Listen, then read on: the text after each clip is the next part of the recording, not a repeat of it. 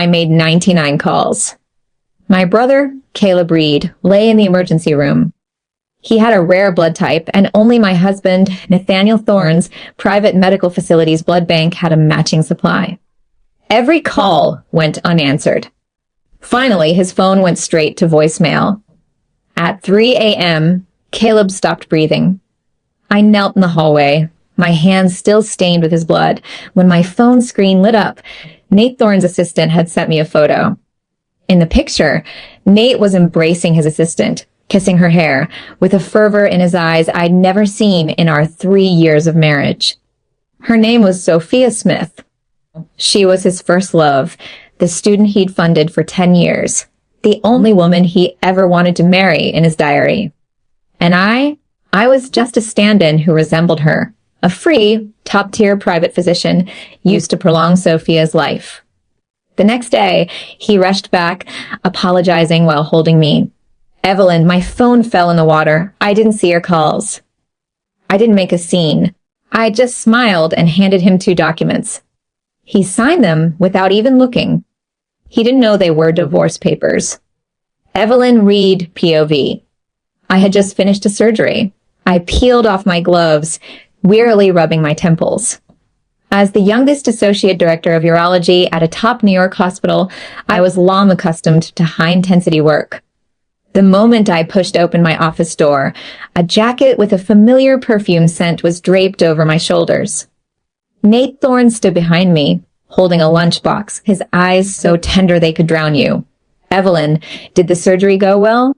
Did you skip lunch again? For 3 years, Nate had doted on me, making me the envy of every socialite in New York. He would cancel transnational meetings to be with me when I worked night shifts. If I casually mentioned wanting to see the ocean, he'd charter a private jet that very night to take me to Los Angeles. He respected my profession, even donating an entire urology research center in my name. Aside from the fact that during intimacy, he always preferred to hold me tightly from behind, insistently demanding I repeat his name and never close my eyes, he was almost a perfect husband. I once believed I was the luckiest woman in the world. Until 3 days ago, when my younger brother, Caleb, suffered acute renal failure complicated by cardiac arrest. That day, New York was hit by a rare torrential downpour. I knelt outside the emergency room, my hands covered in Caleb's blood, trembling as I dialed Nate's number. Caleb had a rare blood type, and only Nate's private medical facility's blood bank had a matching supply. I made 99 calls. Every single one was cut off. Finally, his phone went straight to voicemail. Caleb stopped breathing at 3 a.m. I didn't even have the strength to cry, sitting stiffly outside the door like a shell drained of its soul. My phone screen lit up. It was a photo from Nate's personal assistant. Perhaps an accident, perhaps intentional. In the picture, the streets of San Francisco were bathed in bright sunshine. Nate had shed his suit, wearing a casual white shirt, tightly embracing a woman in a white dress. Her face was buried in his chest, and Nate, head bowed, was kissing her hair. The fervor in his eyes, the relief of having something lost finally found, was something I'd never witnessed in our 3 years together. The woman's name was Sophia Smith. She was Nate's first love and the student he had funded for 10 years. The cold draft in the hallway chilled my thin dress to the bone. I repeatedly zoomed in on the photo, meticulously examining every detail, suddenly feeling a wave of nausea. I leaned against the wall, dry heaving. So that was it. He wasn't busy. He was simply with the woman he truly loved. Nate returned to New York the day after Caleb's funeral. He pushed open the front door and saw me sitting on the sofa, noticeably thinner, with sunken eyes. I saw a flicker of panic in Nate's eyes. He hurried over, pulling me into his embrace, his voice thick with self-reproach. "Evelyn, I'm so sorry. There was an emergency at the San Francisco branch. I flew over immediately. My phone fell in the water and broke that I couldn't be with you for Caleb's funeral, and it's all my fault." He kissed my forehead, his tone humble. "You can hit me. Yell at me, whatever you want, any compensation. I'll give it to you. I didn't struggle, letting him hold me. My face rested against his expensive shirt, and I caught a faint scent of rose perfume that wasn't mine. It was Sophia's favorite scent. It felt like a piece had been brutally gouged from my heart, a pain so profound it left me numb. I calmly pushed him away, took 2 documents from my bag, flipped to the last page, and handed him a pen. Nate, I just need you to sign these 2 documents. Nate exhaled in relief. Without even glancing at them, he signed his name on both papers. Evelyn, what's mine is yours. Forget signing. I'd give you my life. He smiled, touching my stomach. You've been throwing up a lot lately. Are you having stomach issues? I'll take you to the hospital for a checkup tomorrow.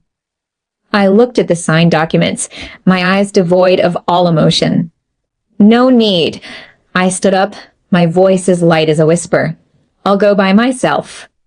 Evelyn Reed, POV. The next morning, I went to the hospital alone. Not to my urology department, but to obstetrics and gynecology. On the ultrasound report, a tiny gestational sac was securely implanted. For weeks.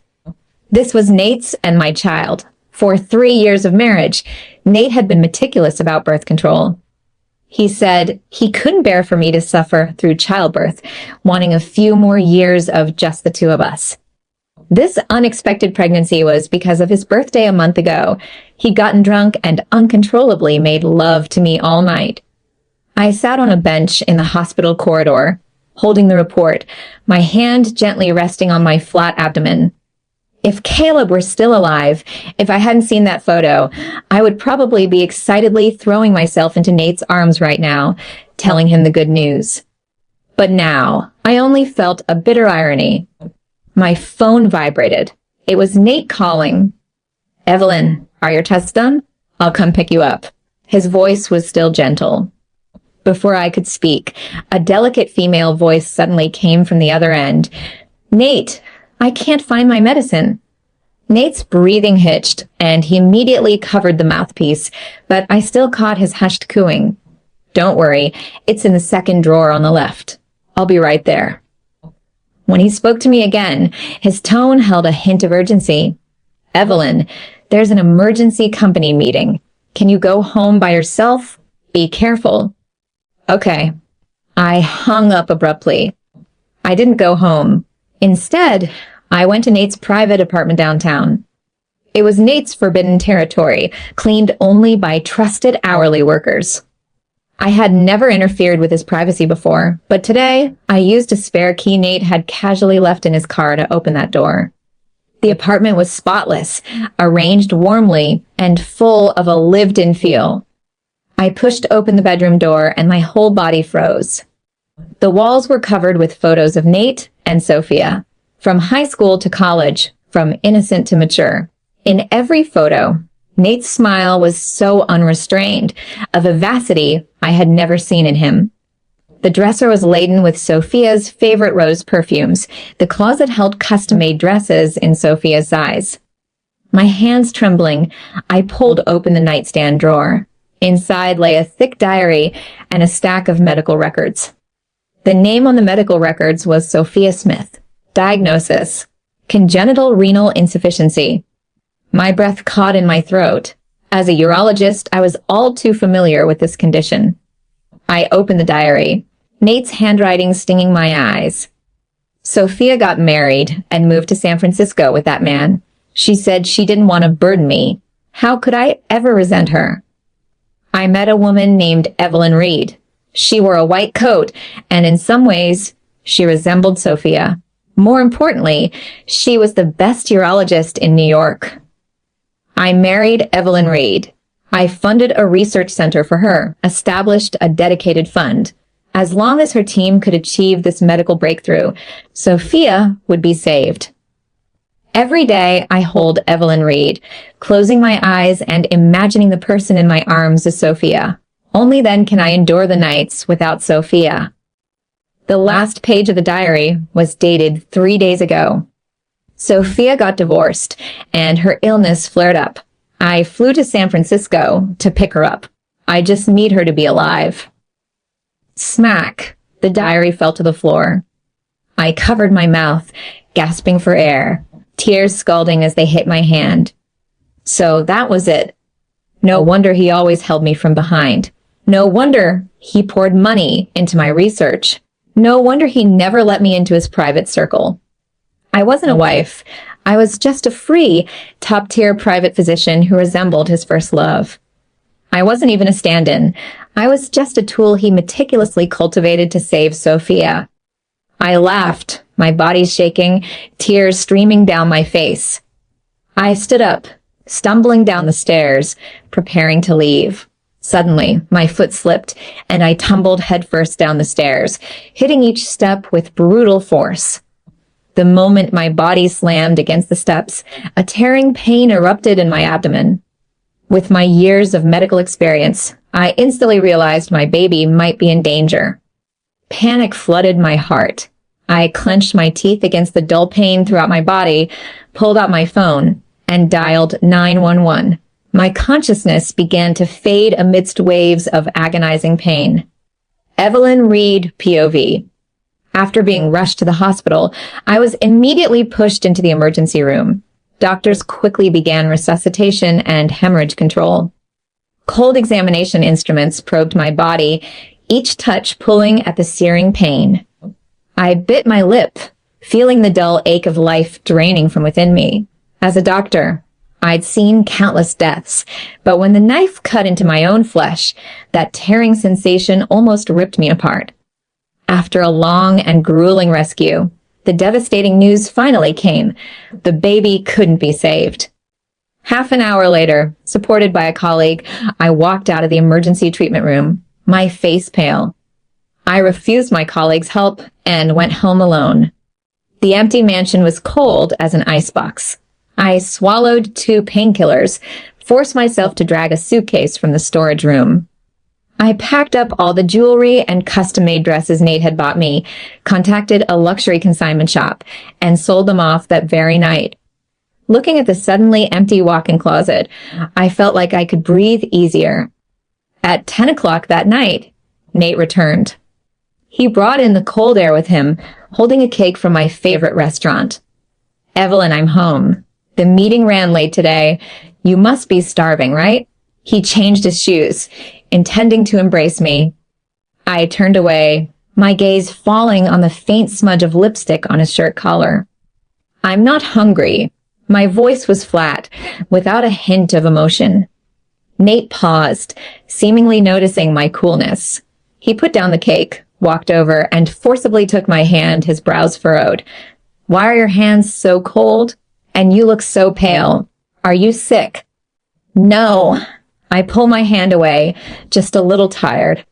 Nate sighed, his eyes full of helpless affection. "Are you still mad at me for not making it back for Caleb's funeral?" "Evelyn, don't be difficult. The dead can't be brought back. You still have me. It's the weekend tomorrow. I'll take you out to clear your head, okay?" He was always like this, using the gentlest tone to say the cruelest things. Caleb was dead, and in his mouth, it was just the dead can't be brought back. I looked at his handsome face, suddenly feeling utterly estranged. "Nate," I called his name. "Tomorrow night, the department has a get-together. I won't be home." A flicker of guilt crossed Nate's eyes, but he quickly concealed it. "Okay, don't drink too much and come home early." He especially wanted me not to be home so he could go be with Sophia. The next evening, I didn't go to the department dinner. I put on elegant makeup to conceal my post-miscarriage pallor and went to a Michelin-starred restaurant. This was the address Nate's assistant had inadvertently revealed over the phone. I pushed open the slightly ajar private room door and, through the gap, coldly watched the scene inside. Nate had taken off his suit jacket and was patiently peeling a shrimp. He dipped the peeled shrimp into a sauce and naturally fed it to the woman beside him. Sophia, in a white knit sweater, looked pale, exuding a sickly fragility. She took the shrimp from Nate's hand, her eyes slightly red. "Nate, am I just a burden? I'm divorced, and now I'm sick. I can only come back to you. Don't talk nonsense." Nate's voice was dripping with tenderness, laced with undisguised heartache. Your return makes me happier than anyone. I'll find a way to treat your illness. New York has the best urology specialists. I'll make sure she cures you. But you're married. Sophia bit her lip, tears threatening to fall. Won't Evelyn be angry if she knows about me? Nate scoffed, his tone chillingly indifferent. She doesn't need to know. She's just a doctor. She took my money, so she should do her job well. Once your illness is cured, I'll give her a sum of money and send her away. Outside the door, I clutched the doorknob, my nails almost digging into my flesh. Though I had long guessed the truth, hearing him say those words shattered my heart like a sledgehammer, making every breath taste of blood. Give her money and send her away? I silently repeated the phrase to myself. Nate, you think you control everything, but you don't know I stopped wanting you a long time ago. I didn't storm in to confront him. I took out my phone and snapped a photo of their intimate backs in the private room. Then I turned and walked into the night. Soon. Just 20 more days, and I would leave him. Then I would give him a big surprise. Evelyn Reed, POV. My body was severely weakened after the miscarriage. After performing 2 surgeries back-to-back at the hospital, I almost fainted at the wash basin. The head nurse lovingly held me. Dr. Reed, you've looked so pale lately. Mr. Thorne cares about you so much. Why doesn't he get you some tonics to help you recover? I forced a smile, saying nothing. Nate had been very busy lately. Busy finding a kidney donor for Sophia, busy accompanying her to dialysis, busy holding and comforting her when she cried in pain. He had been home for 3 consecutive days. Each time I called, his assistant answered, always with the same excuse. Mr. Thorne is in a transnational video conference. I changed out of my white coat and walked out of the hospital entrance. A black Maybach was parked by the roadside. Nate leaned against the car door, a cigarette between his fingers, looking somewhat fatigued. Seeing me, he immediately stubbed out the cigarette and quickly walked over, pulling me into his embrace. Evelyn, you're off work. Things have been too hectic at the company these past few days. I've neglected you. He pressed a kiss to my forehead, the gesture as practiced as a ritual. I caught the strong scent of disinfectant on him. It wasn't the smell of our hospital. It was the scent of Sophia's private hospital. It's fine, I said flatly, pushing him away. Let's go home. The atmosphere in the car was heavy. Nate tried to strike up a conversation several times, but I deflected him each time. As we passed a newly opened restaurant, Nate suddenly slammed on the brakes. This restaurant's desserts are famous. I remember you used to love them. Shall we go down for a bite? Nate looked at me, a hint of pleading in his eyes. I looked at the restaurant, feeling a wave of nausea. Sophia had posted its location on Ins. I'm not hungry. Just a little bit. You've lost too much weight lately. Nate unbuckled my seatbelt directly, half forcing me out of the car. The restaurant's lighting was dim and the atmosphere intimate. Nate ordered a table full of dishes, all light and bland. He solicitously pushed the food towards me, as if returning to his role as the perfect husband. Just then, a waiter approached, carrying a fresh pot of hot soup. Perhaps the floor was slippery. The waiter tripped, and the entire pot of scalding soup splashed directly towards Nate and me. Watch out. In a split second, Nate sprang to his feet. I thought he would protect himself, as he always had. But Nate's body instinctively lunged to the left, where Sophia, who had just returned from the restroom, was standing. Nate shielded Sophia tightly in his arms, his back to me. Splash. Most of the scalding soup landed on my lower leg. Ah, I gasped in pain, collapsing back into my chair. Through the thin fabric of my pants, my skin instantly turned bright red, blistering in large patches. The piercing pain made me break out in a cold sweat. Meanwhile, Nate was anxiously cradling Sophia's face, examining her up and down. Sophia, did you get burned? Are you uncomfortable anywhere? Sophia had only a few drops of soup on her skirt, but she was visibly shaken, her face pale, clinging to Nate's sleeve, trembling. "Nate, I'm scared." "Don't be scared, I'm here." Nate cooed softly, his eyes filled with urgency. The waiter repeatedly apologized, bringing ice and towels. I gritted my teeth, rolling up my pant leg myself. The shocking redness and blisters alarmed the people around us. Only then did Nate suddenly snap back to reality. He turned, saw my lower leg, and his pupils constricted. "Evelyn." He released Sophia, intending to check my injuries. "Don't touch me." I violently swatted his hand away, my eyes as cold as ice. Nate's hand froze in midair, his face grim. He looked at the trembling Sophia, then at me, drenched in cold sweat, and gritted his teeth.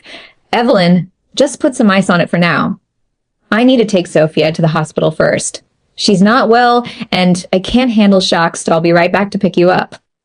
With that, he unhesitatingly scooped Sophia into his arms and strode out of the restaurant.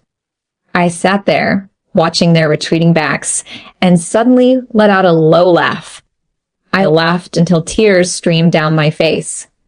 The pain in my leg was nothing compared to the agony in my heart. I was a doctor. I knew perfectly well that Sophia hadn't been hurt at all. I had suffered second-degree burns. But in Nate's eyes, a single strand of Sophia's hair was more important than my life. I didn't wait for Nate to return. I took a cab to the hospital myself, saw to my own treatment, cleaned the wound myself, and endured the excruciating pain of having the blisters clipped. I didn't take any anesthetic. I wanted to remember this pain. Remember the pain Nate had given me. Evelyn Reed, POV. I was admitted to the hospital's burn unit. The burn on my leg was extensive, and coupled with my weakened state after the miscarriage, I developed a high fever. In a daze, I felt someone wiping my forehead with a warm towel. The touch was light, carrying a cautious, almost pleading, gentleness. I opened my eyes and saw Nate's bloodshot eyes. "Evelyn, you're awake?" Nate's voice was hoarse, his hand shaking slightly as he held mine. "I'm so sorry. I didn't know your burn was so severe. After I took Sophia to the hospital yesterday, I came back for you, but you were already gone." I looked at him coldly, as if at a stranger. "Is Sophia okay?" I suddenly asked, my voice hoarse. Nate paused, seemingly unprepared for my question, and his eyes darted away. "She's fine, just a little shaken." "Is that so?" I forced a smile, a trace of mockery in my voice. "Being shaken requires you to stay with her all night? Nate, you truly disgust me." Nate's face instantly turned ashen. He abruptly stood up, trying to explain. "Evelyn, listen to me. Sophia has a severe kidney condition. She can't handle any stress. It was just an instinctive reaction at the time." "Instinctive reaction?" I cut him off, my gaze as sharp as a knife. "Your instinct was to abandon your wife, scalded by hot soup, to embrace a woman who is completely unharmed. Nate, don't use her illness as an excuse. You simply don't love me." "No, that's not it." Nate desperately refuted, taking a step forward to embrace me. "I love you, Evelyn. I truly do. Sophia is just like my sister. My care for her is purely out of responsibility." "Enough." I violently swatted his hand away, pointing towards the door. "Get out. I don't want to see you." Nate stood frozen, his face ashen. "Okay, I'll go out. You get some rest. I'll come back later to see you," Nate conceded, turning and walking out of the ward. The moment the door closed, I shut my eyes, a single cold tear tracing a path down my cheek. For the next few days, Nate stayed by my side in the hospital like a madman. He canceled all his work, personally feeding me, wiping me down, and changing my dressings. He humbled himself to dust, trying to atone for his mistakes in this way. But I remained silent, treating him as if he were invisible. On the 5th day, the ward door opened, and Sophia walked in. She wore a patient gown, her face pale, carrying a fruit basket, looking utterly pathetic. Dr. Reed, I'm so sorry. Sophia walked to the bedside, her eyes red. It's all because of me that you got such serious injuries. Nate has been taking care of you these past few days. He feels terrible. Please don't be mad at him, okay? I leaned against the headboard, coldly watching her performance. Sophia, your acting is quite good, I said, my voice flat. It's a shame you're not an actress. Sophia's face stiffened, then she bit her lower lip, tears falling. Dr. Reed, I know you hate me, but Nate and I really have nothing going on. We're just like siblings who grew up together. Please don't let me ruin your marriage. Siblings? I scoffed. Do siblings plaster each other's photos all over their bedroom? Do siblings fill their diaries with declarations of love for each other? Sophia's face instantly turned deathly pale. She looked at me in disbelief, clearly not expecting me to know so much. You snooped in Nate's diary? That's my husband's home. Why shouldn't I look? I looked at her, my eyes disdainful. Sophia, you're truly pathetic. You think Nate loves you. If he truly loved you, why didn't he marry you back then? He married me, using my professional expertise to save your life, in his eyes. You're nothing more than a beggar in need of charity. This remark struck Sophia's sore spot with precision. She lunged forward, grabbing my wrist, her voice sharp. You're lying. Nate loves me. You're just a stand-in. My leg injury hadn't healed. Her sudden tug made me gasp in pain. I forcefully shook Sophia's hand off. Get away from me.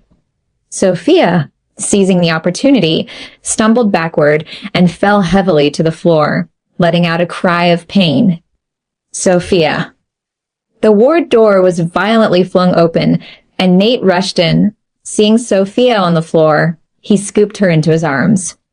Nate, I'm in so much pain.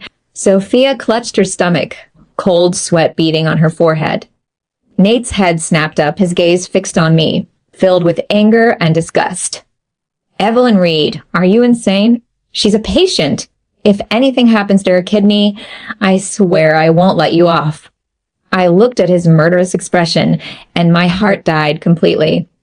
Fine, I said to him coldly. Nate, I'll be waiting. Evelyn Reed, POV. Sophia was rushed to the emergency room.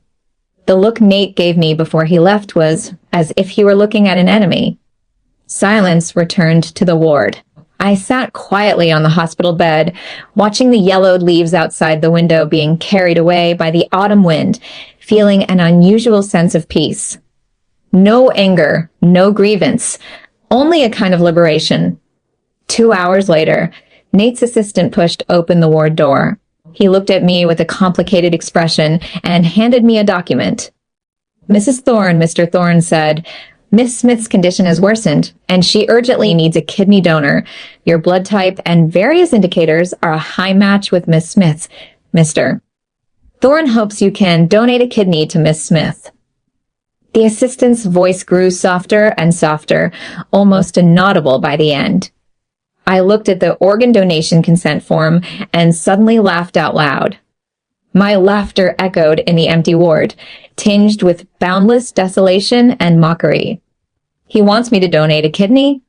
I pointed to myself, tears streaming down my face from laughter. Does he know I just had a miscarriage? Does he know my leg burns haven't healed? He wants me to save his mistress? The assistant lowered his head, not daring to meet my eyes. Mr. Thorne said that if you agree, he is willing to transfer 30% of the company's shares to you and guarantees that he will never have any inappropriate contact with Miss Smith again. No more contact. I scoffed as if I'd heard the biggest joke. He means he wants to trade my life for Sophia's. I grabbed the consent form and, in front of the assistant, tore it into shreds. Go back and tell Nate that if he wants my kidney, it will be over my dead body.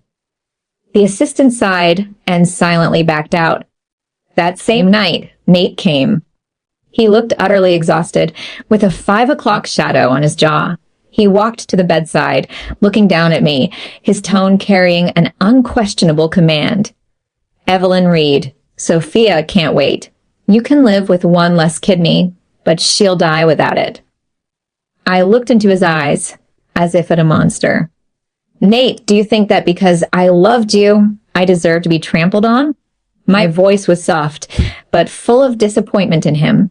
When my brother died, you were with her. When I was pregnant and you drove me to a miscarriage, you were with her. When I was scalded by hot soup, you were still with her. Now you even want to take my kidney to save her. Nate's eyes flickered with a hint of panic, but it was quickly masked by cold ruthlessness. Miscarriage? When were you pregnant? Why didn't you tell me? What's the use of telling you? I sneered. Evelyn Reed. Nate roared, suddenly grabbing my shoulders. Don't be unreasonable. Sophia's illness can't be delayed. You're a doctor.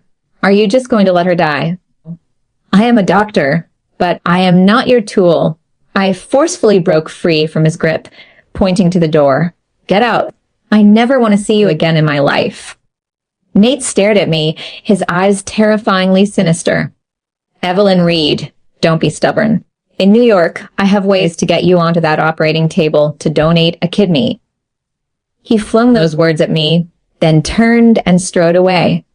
I sat on the bed, trembling, my hands gripping the bedsheets tightly. I knew Nate's words were real. He had money and power. If he truly went mad, I wouldn't be able to resist. I had to leave. Immediately. I pulled out the 4-needle from the back of my hand, gritting my teeth against the searing pain in my leg, and changed into my clothes. I pulled out my phone and dialed a number hidden at the very bottom of my contacts. Ethan Miller, it's me. Arrange for me to go to San Francisco. As soon as possible. The other end was silent for 2 seconds, then a deep male voice replied, Okay, see you at the hospital's back entrance in half an hour. After hanging up, I looked at the ward that had held me captive for 7 days, turning to leave without a single trace of nostalgia. Nate Thorne, it's completely over between us. I will never look back at you again.